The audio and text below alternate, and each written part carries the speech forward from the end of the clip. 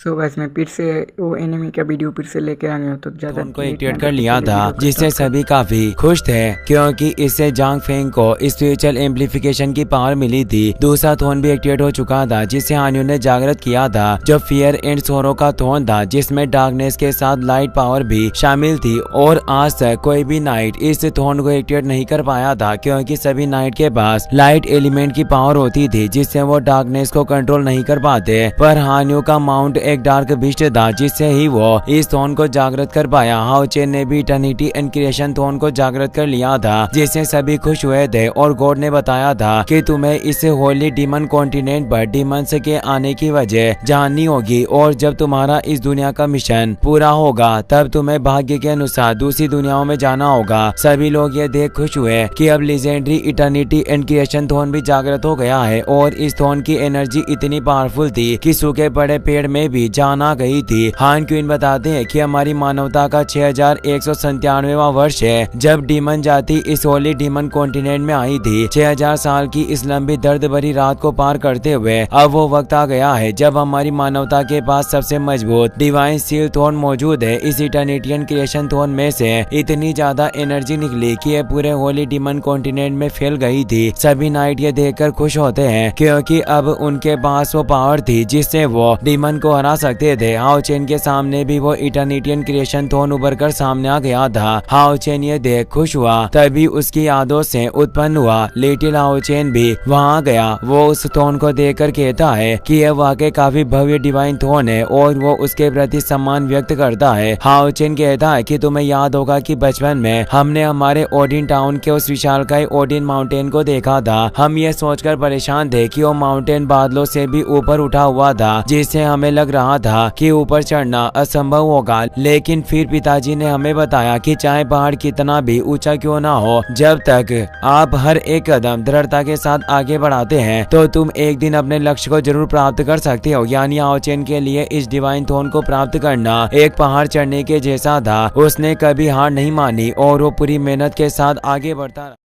आज वो इस थोन पर विराजने जा रहा है। लिटिल हाउ चेन कहता है कि तुमने जो सोचा था आखिर वो कर ही दिखाया, और मैं देख रहा हूँ कि तुम उसी पहाड़ की टॉप पर खड़े हो जिसका सपना हमने बचपन में देखा था। हाउ चेन कहता है कि मैंने अकेले ने नहीं किया, हम दोनों ने साथ मिलकर किया है, जिससे ही आज हम इस मुकाम पर पहुँचे। और अब हाउ चेन उस थोन पर बैठने के लिए आगे बढ़ा। लिटिल हाउ चेन कहता है कि हमारे इस सपने को पूरा करने के लिए तुम्हारा बहुत बहुत धन्यवाद। वाकई शिखर पर खड़े होने से मिलने वाला दृश्य काफी सुंदर होता है। हाउ चेन कहता है कि मैं तुम्हारी वजह से ही इस मुकाम पर पहुंचा हूं, क्योंकि बचपन से ही तुम दृढ़ विश्वासी थे और तुम्हारे द्वारा उठाया गया प्रत्येक कदम शिखर पर जाने की एक सीढ़ी की तरह है, और मैं ऐसे ही आगे बढ़ना जारी रखूंगा। अब वो इटर्निटियन क्रिएशन थोन पूरी तरह से प्रकट हो रहा था। हान क्वीन कहते हैं कि अनंत समय से चलने वाला वो अंधेरा अब नए प्रकाश के साथ खत्म होने वाला है। अब हमारा जीवन आनंदित होगा, विनाश समाप्त हो जाएगा और ये सदा के लिए शाश्वत होगा, क्योंकि इस थोन में सारी दुनिया को ऑर्डर देने वाली हेवनली पावर है। हाउ चेन अब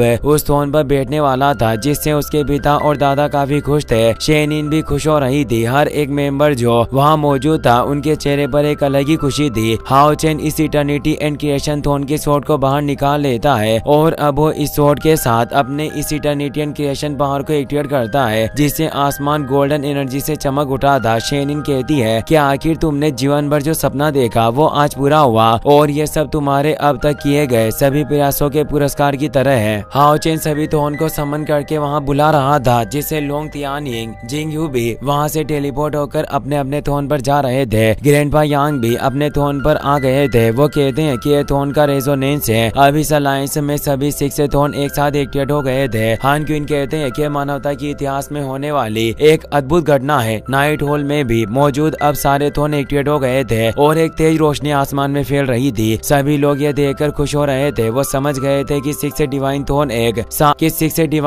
एक साथ एक्टिवेट हो चुके हैं, और अब इससे सभी जगह लाइट पावर की बारिश हो रही थी, जिससे सभी सोल्जर खुद को ताकतवर महसूस कर रहे थे। उनकी पावर में वृद्धि हो रही थी। वो कहते हैं कि अब हमारे पास 6 डिवाइन थोन की पावर है। इससे अब हम डीमंस को जवाबी हमला करने में सफल हो सकते हैं और हम उन्हें पूरी तरीके से कुचल पाएंगे। हम अपनी उस मातृभूमि को वापस प्राप्त करेंगे जिस पर डीमन कब्जा कर बैठे हैं। इससे सभी के चेहरे पर एक अलग ही खुशी थी जिसे बयान नहीं किया जा सकता। हान क्यून कहते हैं कि फाइनली वो पल आ गया है जिसका हमने हजारों सालों से इंतजार किया। अब 6 डिवाइन सील थ्रोन एक साथ जागृत हो चुके हैं और इस डिवाइन सील थ्रोन की ये 6 किरणें आसमान को बहते हुए स्वर्ग की ओर जा रही थी। चेनिंग खुश हुई कहती है कि हमारे लीडर वाकई काफी कमाल के हैं। लिन भी बोलता है कि हमारे लीडर ने दुनिया के सबसे मजबूत सिंहासन को एक्टिवेट किया। मैं खुद इस थ्रोन का अनुभव करना चाहता हूँ। जियांग बोलता है कि क्या इसका मतलब ये हुआ कि अब हमारी टीम में 3 डिवाइन सील नाइट मौजूद है, क्योंकि आओ चेन, हान यू और जाओ फेंग तीनों के पास अब डिवाइन थ्रोन आ चुके थे, जिससे उनकी टीम काफी स्ट्रॉन्ग हो चुकी थी। और अब वक्त आ गया था जब मानवता डीमंस के खिलाफ ऐसा युद्ध लड़ेगी जिसमें वो विजयी होंगे। वहीं अब हम डीमन एम्परर फेंग जियो को देखते हैं जो अपने पैलेस में मौजूद होता है। उसे उसका बेटा आबाओ बताता है कि टर्निटियन क्रिएशन के थ्रोन को एक्टिवेट कर लिया गया है। फेंग जियो गुस्से की आग में भड़क उठा। वो कहता है कि टर्निटियन क्रिएशन डिवाइन सील हजारों सालों से नहीं जागा, क्या वाकई वो प्रकट हो गया है? आबाओ कहता है कि पिताजी ये बात सच है। हजारों सालों में सिर्फ एक ही ऐसा व्यक्ति है जो इस डिवाइन सील थ्रोन को एक्टिवेट करने की काबिलियत रखता है और वो लोंग आओ चेन है और मुझे पूरा विश्वास है कि वो अभी भी जिंदा होगा। फेंग जियो कहता है कि अब इंसान पावरफुल हो चुके हैं, अगर हमें उन्हें हराना है तो मुझे डिवाइन एसेंस को प्राप्त करना होगा जिससे मैं गॉड लेवल पर पहुंच जाऊंगा। और वो फैंटेसी पैराडाइज में मौजूद ये जियोलाइस है, उस एसेंस को हासिल करना चाहता था, इसलिए फैंटेसी पैराडाइज में जाने के लिए निकल जाता है और आबाओ से कहता है कि जब तक मैं इस जगह पर अनुपस्थित रहूंगा तुम्हें अस्थायी रूप से दानव कबीले के आंतरिक मामलों को संभालना होगा।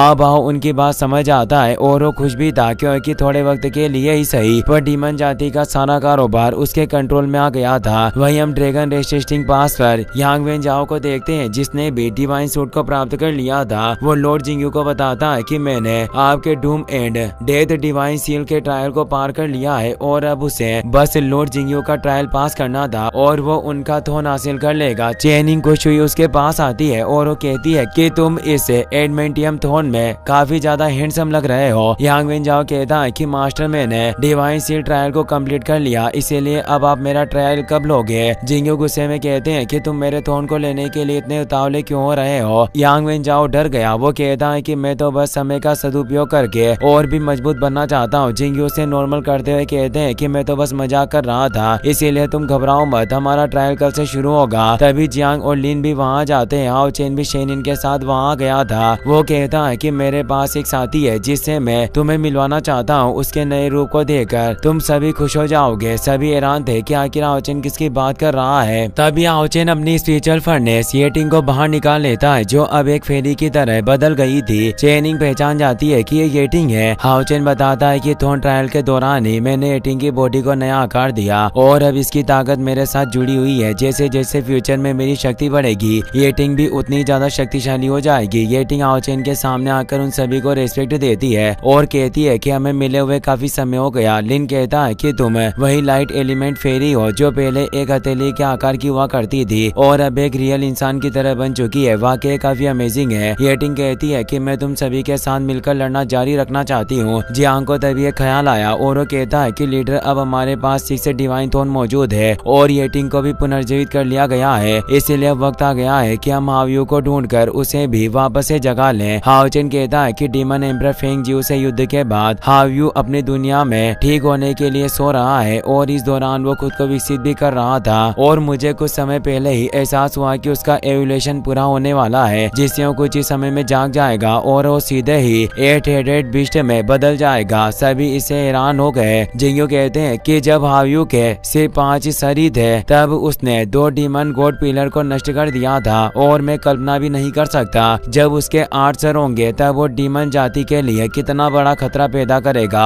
और साथ ही अब डीमन जाति को लग रहा है कि वो मर चुका है, इसीलिए उन्होंने उसके विरुद्ध सुरक्षा भी शुरू नहीं की होगी। लोंग तियानिंग कहते हैं कि हाव्यू जितनी जल्दी जाग जाएगा हमारे लिए उतना ही अच्छा होगा, क्योंकि इससे हम डीमन पर सक्सेसफुली एक जवाबी हमला कर पाएंगे। सभी खुश थे पर आओचेन कहता है कि यह सब इतना आसान नहीं होने वाला, क्योंकि हाव्यू की दुनिया में 10 मरे हुए एम्परर मौजूद है जो हाव्यू को मिटा देना चाहते हैं, इसीलिए वो कभी भी उसे अपने एवोल्यूशन को पूरा नहीं करने देंगे। इसीलिए इस बार जब हम जाएंगे तो हमें निश्चित रूप से उनका सामना करना होगा। हाओचेन को याद आता है कि जब उसने पहले हाव्यू को बचाया था तब वो मुश्किल से उन तीनों डीमंस से बच पाया था और उन्होंने कहा था कि हम दोबारा जरूर मिलेंगे। इसीलिए मुझे लगता है कि वो 10 डीमन एम्परर एक साथ हमला करेंगे और उनकी पावर कम से कम 9 लेवल के 3rd क्लास से ऊपर होगी। जियांग कहता है कि चाहे वो कितने भी पावरफुल हो, पर अगर उन्होंने हमारे हावियों को छूने की हिम्मत की तो हम उनका सामना करेंगे। वांग भी कहती है कि काफी वक्त हो गया है, मैंने कोई भयंकर लड़ाई नहीं लड़ी और टेम्पर कंपटीशन में भी मुझे खास मजा नहीं आया। हान यू भी कहता है कि हम इस सिचुएशन का फायदा उठाते हुए अपने थोन पावर को भी अच्छे से जान पाएंगे। जिंगयू और लोंग तियानिंग भी इस बात से एग्री करते हैं। शेनिन कहती है कि हमारी पूरी टीम एक साथ जाएगी। लिशिन भी कहती है कि भाई मैं भी तुम्हारे साथ हावियों को बचाने चलूंगी। हाओचेन मान जाता है और अब हाओचेन की पूरी टीम जाने को तैयार थी। हाओचेन कहता है कि इस बार हम उन डीमन को हावियों को बिल्कुल भी नुकसान नहीं पहुंचाने देंगे। वहीं अब हम हावियों को देखते हैं जिसका एवोल्यूशन जल्दी पूरा होने वाला था, पर उस डेथ लैंड में मौजूद डीमन एम्परर जाग गई थी। उसे पता चल गया था कि ऑस्टिन ग्रिफिन वापस से एवोल हो रहा है। वो गुस्से में बोलती है कि ऑस्टिन ग्रिफिन मरा नहीं है, वो अपना लास्ट एवोल्यूशन पूरा कर रहा है, इसीलिए ये हमारा उसे मारने का